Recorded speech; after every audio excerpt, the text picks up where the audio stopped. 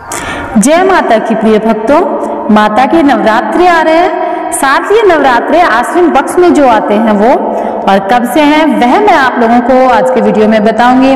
कलश स्थापना क्या रहेगी वह भी हम बातचीत करेंगे और साथ में बताएंगे माता रानी के मन पसंद 9 प्रिय भोग, जो कि अगर आप माता रानी को लगाते हैं तो माता रानी बहुत ज्यादा खुश होती हैं।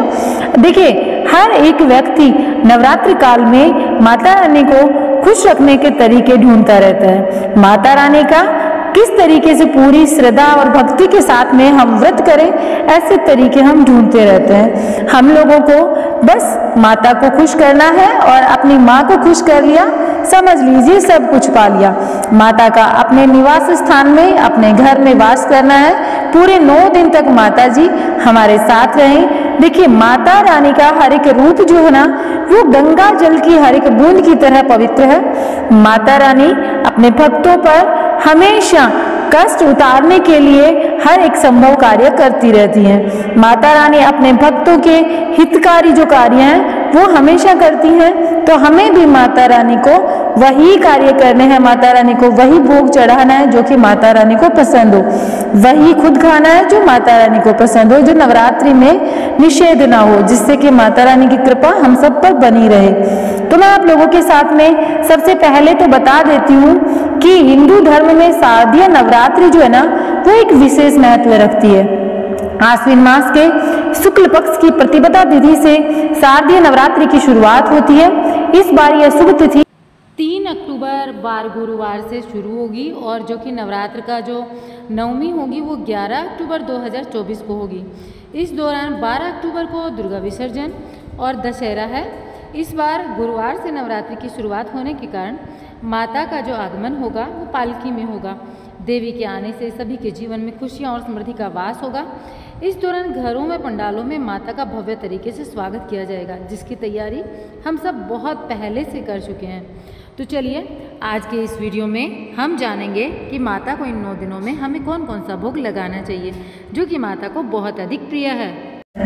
देखिए, पौराणिक मान्यताओं के अनुसार पहले चैत्र नवरात्रि को बहुत धूमधाम से मनाया जाता था, लेकिन जब भगवान श्री राम ने रावण पर विजय प्राप्त की तब वह चैत्र नवरात्रि का इंतजार नहीं करना चाहते थे और आश्विन मास की प्रतिपदा को दुर्गा पूजा फिर उन्होंने आयोजित की। तभी से शारदीय नवरात्रि की धूम होने लगी। देवी भागवत पुराण में भगवान श्री राम द्वारा शारदीय नवरात्रि का व्रत और शक्ति पूजन करने का वर्णन मिलता है। इसके साथ ही आश्विन मास में माँ दुर्गा ने महिषासुर नामक राक्षस पर आक्रमण किया और उससे 9 दिन तक युद्ध किया और 10वें दिन राक्षस का वध कर दिया। इसलिए 9 दिन तक माँ दुर्गा की पूजा शक्ति के रूप में की जाती है। अब बता देते हैं कि आश्विन मास में ही शरद ऋतु की शुरुआत हो जाती है, इसलिए आश्विन मास की नवरात्रि को शारदीय नवरात्रि भी कहते हैं। शारदीय नवरात्रि में घर घर में माँ दुर्गा की पूजा होती है और व्रत किया जाता है। और व्रत में हम सब भारतीय यह सोचते हैं माता को उनका प्रिय भोग हम लगाएं, तो भोग हम बताएंगे आपको, लेकिन उससे पहले बता देते हैं कौन से प्रिय भोग हैं। उससे पहले बताएंगे कि नवरात्र काल जो है उसमें कलश स्थापना का मुहूर्त क्या रहेगा। तो देखिए, यह 15 अक्टूबर 2003 रविवार से शुरू हो रहे हैं और 23 अक्टूबर 2003 दिन मंगलवार को समाप्त हो रहे हैं। 24 अक्टूबर विजयादशमी हम लोग मनाएंगे। आश्विन मास की प्रतिपदा तिथि का प्रारंभ 14 अक्टूबर रात 11:24 से शुरू हो जाएगा और हाँ, उस समय सूतक काल लगा रहेगा। और आश्विन माह की प्रतिपदा तिथि का समापन 15 अक्टूबर दोपहर 12:32 तक होगा। ऐसे में उदया तिथि को देखते हुए शारदीय नवरात्रि की शुरुआत 15 अक्टूबर से हो रही है। अब शारदीय नवरात्रि की प्रतिपदा तिथि यानी पहले दिन कलश स्थापना के साथ माँ दुर्गा की पूजा शुरू होती है। शक्ति पूजा से पहले माँ दुर्गा का आह्वान किया जाता है। कलश स्थापना के लिए शुभ मुहूर्त 15 अक्टूबर को 11:44 से दोपहर 12:30 का है। ऐसे में कलश स्थापना के लिए हमें 46 मिनट का समय मिलता है। अब मैं आपको बता देती हूँ कि माता दुर्गा के प्रिय भोग कौन कौन से हैं, जो कि माता दुर्गा को हम लगाते हैं तो फिर माँ दुर्गा हम पर बहुत ज्यादा प्रसन्न होती हैं और उनकी कृपा हमारे ऊपर बरसती है। तो देखिए, नवरात्रि में जो पहला नवरात्रा जो होता है ना, पहले दिन हमारी माँ शैलपुत्री जो है उनकी पूजा करने का विधान है। नवरात्रि में 9 दिनों तक माँ के 9 स्वरूपों की पूजा होती है और 9 दिन तक माता रानी को प्रसन्न करने के लिए हम हर दिन अलग अलग भोग लगाते हैं। जानते हैं अब कौन सी देवी को कौन सा भोग लगता है। जैसा कि मैंने बताया, पहला दिन जो है वो माता शैलपुत्री का होता है। इस दिन माता को गाय के घी से बनी हुई मिठाई का भोग लगा सकते हैं। और हाँ, इस दिन अगर आप विधि विधान के साथ में गाय से पूजा करते हैं और गाय के घी से बनी मिठाई का भोग लगाते हैं तो आपके तमाम बीमारियां, रोग जितने भी होते हैं, शारीरिक कष्ट, वह खत्म हो जाते हैं। दूसरा दिन होता है माँ ब्रह्मचारिणी का। इस दिन माँ ब्रह्मचारिणी की पूजा की जाती है। इन्हें चीनी और पंचामृत बहुत प्रिय है। पूजा में उनका पसंदीदा भोग लगाने के लिए आप चीनी और पंचामृत जो है उनका भोग लगाएं। चीनी से बनी वस्तुएं प्रयोग में लाएं या फिर पंचामृत का भोग लगाएं।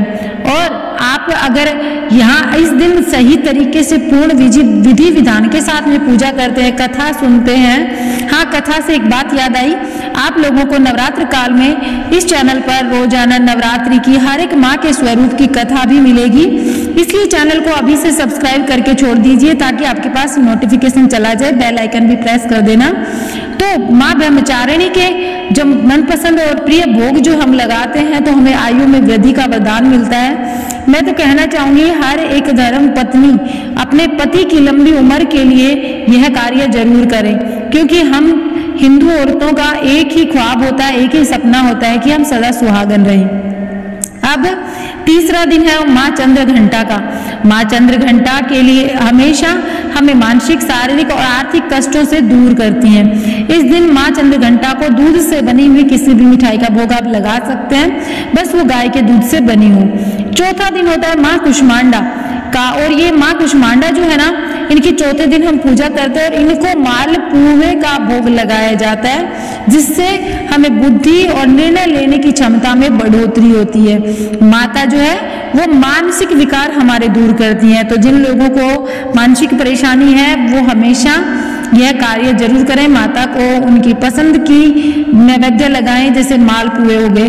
पांचवा दिन जो है माँ स्कंद माता की पूजा होती है और माँ को प्रसाद के रूप में केले का प्रसाद चढ़ाने से माँ जो है जातक को एक बहुत अच्छा स्वास्थ्य रख देती हैं और उसको घर जो है ना उसमें सुख, संपदा, धन धान्य भर देती हैं। छठा दिन होता है परिवार में मिठास बनाए रखने के लिए आप माता कात्यायनी को प्रसन्न करने का प्रयास करें। देखिए, जिनके परिवार में झगड़े ज्यादा होते हैं और कलह का वातावरण बना रहता है, उन लोगों को माता कात्यायनी को प्रसन्न करने के कार्य करने चाहिए। वैसे तो हर एक माता की कृपा बहुत जरूरी है हम भक्तों पर, लेकिन विशेष तौर पर उस दिन, जिस दिन जो परेशानी आपके साथ ज्यादा है, उस दिन उन माँ के सामने आप पूजा करते समय अपनी अरदास रख सकते हैं, अपना दुख रोकर सुना सकते हैं, क्योंकि एक संतान अपनी माँ के सामने रोकर अपना दुख नहीं सुनाएगी तो किसको सुनाएगी। इनको भोग लगाने के लिए आप शहद और मीठे पान का प्रयोग करें। घर में सकारात्मक माहौल रहेगा, आपके परिवार में प्रेम का माहौल रहेगा। अब है सातवां दिन माँ कालरात्रि का। माँ कालरात्रि हर एक संकट से आपको बचाने वाली हैं। किसी भी तरह का कोई भी संकट हो, आप माँ कालरात्रि की पूजा करें, वो आपको हर एक संकट से बचाएंगी। इनकी पूजा में गुड़ से बनी चीजों का भोग लगाना चाहिए। और हाँ, माँ कालरात्रि आपको शत्रु पर विजय प्राप्त करने की भी शक्ति देती है, आशीर्वाद देती है। और अब बात आती है 9वें दिन की। नवरात्रि के 8वें दिन की बात आती है। हाँ, 8वें दिन की। तो नवरात्रि के 8वें दिन माँ महागौरी की पूजा की जाती है। अगर आपके पास संतान नहीं है, आप संतान सुख से वंचित हैं, या फिर आप बहुत ज्यादा कष्टकारी जीवन जी रहे हैं, आर्थिक संकट झेल रहे हैं, तो आप धन लाभ और संतान सुख के लिए माँ गौरी को नारियल का भोग अवश्य लगाएं। इससे आपको भौतिक सुख मिलेगा। भौतिक सुख के लिए आप ये जो मैंने बताया आपको नारियल का और ये नारियल का हाँ भोग जरूर लगाएं, इससे आपको भौतिक सुख मिलेगा। अब है 9वां दिन। महानवमी के 9वें दिन माँ सिद्धिदात्री की पूजा होती है और इस दिन विशेष तौर पर चना, खीर, पूरी और हलवे का प्रसाद बनाया जाता है। और फिर 9 कन्याओं को पूजन करके उनको भोजन कराना बहुत ज्यादा कल्याणकारी रहता है। माता की कृपा हम भक्तों पर बरसती है। तो और इससे घर में सुख समृद्धि आती है। देखिए ये सारे काम अगर आप करेंगे ना तो आपके जीवन में माता रानी की कृपा भरपूर तरीके से बरसेगी। तो आप अवश्य करें, माता रानी को उनके प्रिय भोग लगाएं। और आप सभी को नवरात्रि की एक बार फिर से हार्दिक शुभकामनाएं और माता रानी आपके घर में ढेरों खुशियां लेकर आए।